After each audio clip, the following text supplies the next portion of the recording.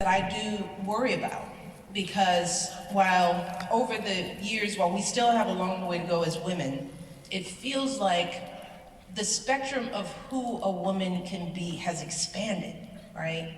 And we're still working on it, right?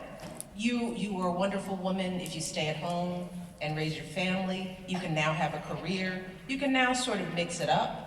You can be in sports now. You know, when I was growing up, being an athlete, even though I was with athletic, it wasn't a cool thing for girls to be. And now we've got all these amazing role models who are just killing it. And they're feminine or not. The spectrum of womanhood has grown, and that's a good thing. But then when I think about men and boys, yay for us. But when I think about men and boys, it still feels like there are like two things you can be. You can be a man, and that is defined like you make a lot of money, you got power, you know, you talk a lot. You know everything, you know, there's sort of that. And then there's, okay, you're staying at home, you know, it just seems like the categories of maleness are still limited.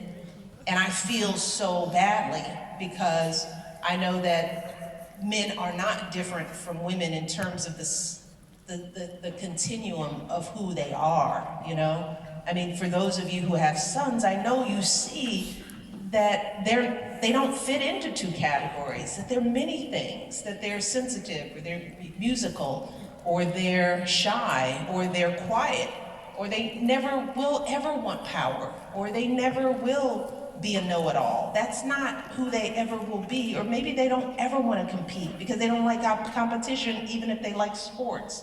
They don't want to run something. They want to create something. They want to nurture something.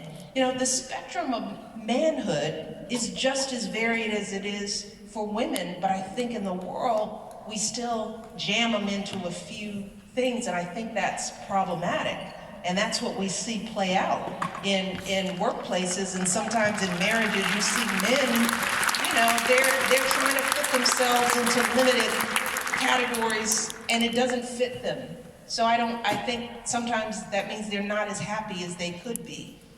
But I think that responsibility falls on us as the parents and us as people to sort of give our boys more options of what it means to be a man, that it means everything, that being a great father, being loving, being tender, that's as manly and as masculine as winning, you know?